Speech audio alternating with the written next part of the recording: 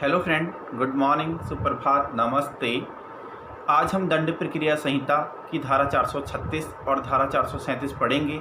मतलब जमानती मामलों में जमानत और अजमानती मामलों में जमानत। ये हमारा जमानत का सेकंड पार्ट है। फर्स्ट पार्ट मैंने बनाया हुआ है जिसमें ये बताया गया है कि जमानत के आधार क्या क्या होते हैं, कब कब ली जाती है। मतलब बेसिक कॉन्सेप्ट ऑफ बेल आप चेक कर लेना, पार्ट 1 से है कॉन्सेप्ट ऑफ बेल पार्ट 1। पहले हम 436 लेते हैं। 436 आपका क्या कहता है कि जमानती मामलों में जमानत।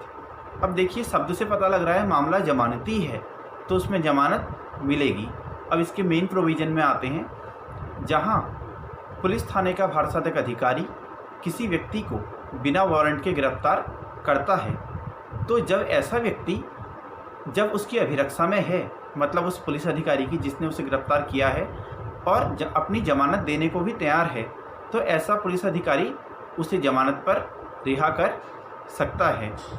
लेकिन जब वो क्या करता है कि पुलिस अधिकारी को अपनी ज़मानत नहीं देता है और वो मजिस्ट्रेट के समक्ष, मतलब जब उसे न्यायालय के समक्ष हाजिर करा जाता है या लाया जाता है, वो वहाँ अपनी ज़मानत देना चाहता है। तो जब कभी भी वो अपनी ज़मानत देना चाहता है तो ऐसा मजिस्ट्रेट उसे ज़मानत पर छोड़ सकता है। वो आउट ऑफ बेल हो जाएगा, मतलब बेल पे छूट जाएगा। ठीक है।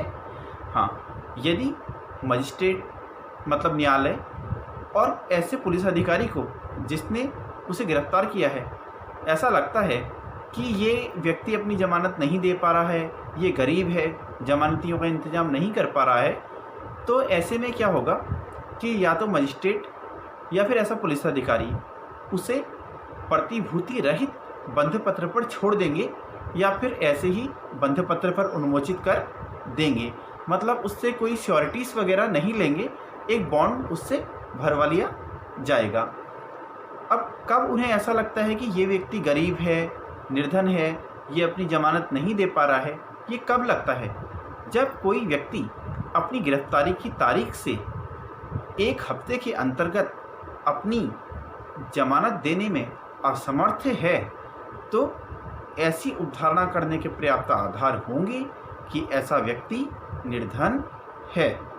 जहां ऐसे व्यक्ति को न्यायालय द्वारा जमानत पर छोड़ा जाता है, वहां जब ऐसा व्यक्ति न्यायालय के द्वारा बुलाए जाने पर न्यायालय में उपस्थित नहीं होता है और क्या करता है, जो बंधपत्र उससे भरवाया गया था जिसमें कुछ कंडीशंस थी कि वो न्यायालय की बात मानेगा और बंधपत्र की शर्तों का पालन करेगा, वो ऐसी शर्तों का पालन नहीं करता है। तो जब कभी ऐसा व्यक्ति बाद में इसी मामले में जिसमें उसको बेल दी गई थी न्यायालय के समक्ष उपस्थित होता है या उसे लाया जाता है गिरफ्तार करके, तो न्यायालय अगर चाहे तो उसे जमानत देने से इनकार कर सकता है। ऐसा न्यायालय का विवेकाधिकार है। ऐसा नहीं कि मामला जमानती है और उसने मिस्टेक की है तो फिर भी न्यायालय उसे जमानत देगा। न्यायालय चाहे तो जमानत दे सकता है, वरना जमानत उसकी रद्द भी कर सकता है। धारा 436 के अंतर्गत शब्द यूज किया गया है जमानती मामलों में जमानत। तो एक सिंपल सा फंडा आपके सामने आता है इसमें कि मतलब जमानत के लिए ना तो किया नहीं जा सकता। एक बेसिक नियम भी है कि जमानती मामलों में जमानत दी जाएगी। ठीक है। एक केस है मोतीराम बनाम मध्य प्रदेश का। इसमें कहा गया था कि जमानती मामलों में जमानत दी जानी चाहिए और अजमानती मामलों में जमानत नहीं दी जाती है। तो ऐसी कोई बात नहीं है कि अजमानती मामलों में जमानत नहीं दी जाएगी। अजमानती मामलों में जमानत देना मजिस्ट्रेट के विवेकाधिकार पर निर्भर करता है। जब वो संतुष्ट हो जाता है कि ऐसे आधार हैं जिन पर वह विश्वास करके जमानत दे सकता है, तो ऐसे में मजिस्ट्रेट जमानत देगा। ठीक है। 436 आपकी समझ में आ गया होगा, इससे ज़्यादा इसमें कुछ है नहीं। अब हम आते हैं 437 में। 437 आपका कहता है अजमानती मामलों में जमानत। मतलब अब देखिए, साफ पता चल रहा है मामला अजमानती है। अब अजमानती शब्द से तो ऐसा लग रहा है भाई इसमें जमानत होगी ही नहीं। तो इसमें क्या होता है, धारा 437 में अजमानती मामलों में जमानत, शब्द अजमानती मतलब जमानत का ना होना, लेकिन ऐसा कुछ नहीं है। ये मजिस्ट्रेट का विवेकाधिकार है, वो चाहे तो जमानत पर छोड़ सकता है। अब इसके मेन प्रोविज़न में आते हैं। जब पुलिस थाने के भार साधक अधिकारी द्वारा किसी व्यक्ति को किसी संज्ञेय अपराध के संबंध में गिरफ्तार किया जाता है या उसको विश्वास करने का कारण है कि इस व्यक्ति द्वारा संज्ञेय अपराध कारित किया गया है, तो वो उसको गिरफ्तार करके न्यायालय के समक्ष पेश करता है। ऐसा न्यायालय जो कि हाई कोर्ट और कोर्ट ऑफ सेशन नहीं है, तो कौन बचा? मजिस्ट्रेट का न्यायालय। वो उसे मजिस्ट्रेट के न्यायालय के समक्ष प्रस्तुत करेगा। तो ऐसे में मजिस्ट्रेट ऐसे व्यक्ति को चाहे तो जमानत पर छोड़ सकता है। शब्द यूज किया गया है छोड़ सकता है, मतलब उसका विवेकाधिकार है कि वह छोड़े या ना छोड़े। सही है। अब कब मजिस्ट्रेट छोड़ने से मना कर सकता है? जहां किसी व्यक्ति द्वारा मृत्यु या आजीवन कारावास से दंडनीय कोई अपराध किया गया है, या किसी व्यक्ति द्वारा मृत्यु, आजीवन कारावास, ठीक है, और कोई संज्ञेय अपराध या 7 वर्ष या उससे अधिक अवधि का कोई अपराध पहले भी किया जा चुका है, ठीक है, या फिर ऐसे व्यक्ति के द्वारा 3 वर्ष से अधिक अवधि का और 7 वर्ष तक की अवधि का कोई अपराध 2 या 2 से अधिक बार किया जा चुका है, तो ऐसे में मजिस्ट्रेट मना कर देगा कि भाई इसको जमानत नहीं दी जा सकती है, उसकी जमानत को खारिज कर देगा। लेकिन इसके कुछ अपवाद भी हैं। यदि मामला किसी स्त्री का है, मतलब दोषी कोई स्त्री है, तो मजिस्ट्रेट चाहे तो उसे जमानत दे सकता है। 16 वर्ष से कम आयु का कोई व्यक्ति है तो उसे जमानत मिल जाएगी। कोई शिथिलांग, शारीरिक रूप से रोगी या कोई शारीरिक रूप से किसी भी प्रकार से ग्रसित व्यक्ति है तो उसको जमानत मिल जाएगी। अब एक बात आती है कि जब मजिस्ट्रेट जमानत को मंजूर कर रहा है और ऐसा तर्क अभियोजन के द्वारा दिया जाता है कि इसको जमानत नहीं दी जाए क्योंकि इस व्यक्ति की जो आवश्यकता है वो अन्वेषण में साक्ष्यों की पहचान करने में पड़ सकती है, तो ऐसी बात कि साक्ष्यों के अन्वेषण में अन्वेषण में ऐसे व्यक्ति की आवश्यकता साक्ष्यों की पहचान के लिए पड़ सकती है, जमानत को नामंजूर करने के लिए कोई भी आधार नहीं होगा। ठीक है।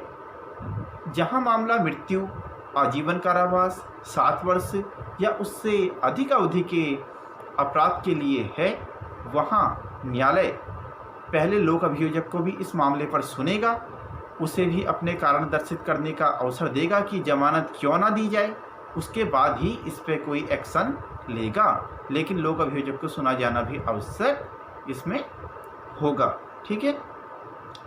जहां न्यायालय के द्वारा किसी अजमानती अपराध का विचारण किया जा रहा है और विचारण के दौरान न्यायालय को लगता है कि अभियुक्त तो किसी अजमानती अपराध का दोषी नहीं लग रहा है, ठीक है, लेकिन कुछ ना कुछ दोष उसका बनता है, लेकिन अजमानती अपराध नहीं है, लेकिन कुछ कारण हैं जिनसे अभियुक्त के विरुद्ध कार्रवाई तो करनी ही चाहिए, लेकिन अजमानती अपराध की नहीं करनी चाहिए।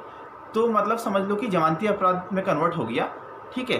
तो यहाँ पर क्या होगा, न्यायालय उसको जमानत पे छोड़ देगा। ठीक है। अब धारा 437 का उपधारा 3 बहुत ज़्यादा इम्पोर्टेंट है, ध्यान से सुनिएगा। इसमें क्या है, सशर्त जमानत। मजिस्ट्रेट चाहे तो सशर्त जमानत भी अभियुक्त को दे सकता है। इसमें वो कुछ शर्त अधिरोपित कर देगा। सबसे पहले तो सशर्त जमानत किन किन मामलों में देगा, जहां ऐसे अभियुक्त के द्वारा 7 वर्ष या 7 वर्ष से ज़्यादा का कोई अपराध किया गया है। भारतीय दंड संहिता मतलब इंडियन पीनल कोड के अध्याय 6, अध्याय 16, अध्याय 17 के अंतर्गत कोई अपराध किया गया है या ऐसे अपराधों को करने का प्रयत्न, षड्यंत्र या दुष्प्रेरण किया गया है। सही है। तो ऐसे में न्यायालय सशर्त जमानत दे सकता है। अब सशर्त जमानत देने में देखिए, शब्द है सशर्त, तो भैया शर्त तो इम्पोज की जाएंगी, शर्त अधिरोपित की जाएंगी। अब शर्त क्या है? बंध पत्र की शर्तों का पालन करेगा, जब न्यायालय बुलाएगा तो न्यायालय में उपस्थित होगा, किसी भी पुलिस अधिकारी मामले से संबंधित किसी व्यक्ति को कोई उत्प्रेरणा, धमकी या वचन नहीं देगा, साक्ष्य के साथ छेड़छाड़ नहीं करेगा, ठीक है। और कोई भी ऐसी शर्त जो न्यायालय चाहे कि उसे न्याय हित में लगानी चाहिए, न्यायालय ऐसी शर्त को अधिरोपित कर सकता है। अब जहां न्यायालय ऐसी जमानत दे देता है तो वो ऐसी जमानत को मंजूर करने के कारणों को लेखबद्ध करेगा। कारणों को लेखबद्ध करना बहुत ज़रूरी है। अगर कारण लेखबद्ध नहीं किए गए तो उच्चतर न्यायालय को ये पावर है कि वो कारण लेखबद्ध ना होने पर ऐसी जमानत को कर देगा रद्द, ठीक है। हाँ, अब हम आते हैं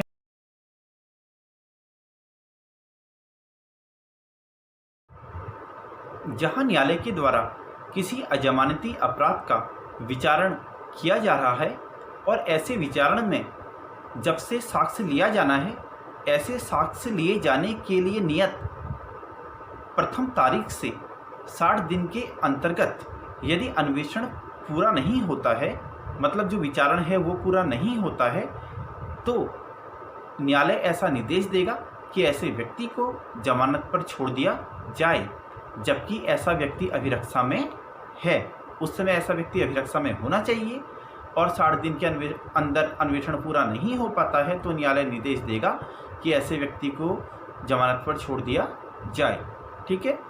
अब यदि न्यायालय किसी अजमानती अपराध के अभियुक्त का विचारण कर रहा है तो ऐसे विचारण के समाप्त होने पर और निर्णय सुनाए जाने से पहले यदि मजिस्ट्रेट को लगता है कि ऐसा व्यक्ति किसी अजमानती अपराध का दोषी नहीं है तो वो ऐसे अभियुक्त को निर्णय सुनने के लिए अपने समक्ष उपस्थित होने के लिए प्रतिभूति रहित बंधपत्र पर छोड़ने का आदेश दे सकेगा, ठीक है।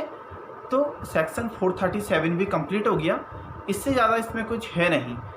इस वीडियो में हमने कवर किया सेक्शन 436 हमारा जमानती मामलों में जमानत और 437 अजमानती मामलों में जमानत। इससे ज़्यादा इसमें कुछ नहीं है। बाकी आप अपनी बुक बेयर एक्ट जो भी पढ़ते हैं उससे पढ़ लीजिएगा, ठीक है, और इस वीडियो से हेल्प ले लीजिएगा। थैंक